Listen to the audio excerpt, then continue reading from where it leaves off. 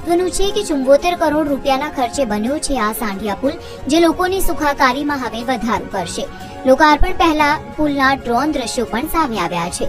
હજારો વાહન ચાલકોને હવે કાયમીપણે ટ્રાફિકમાંથી મુક્તિ મળશે.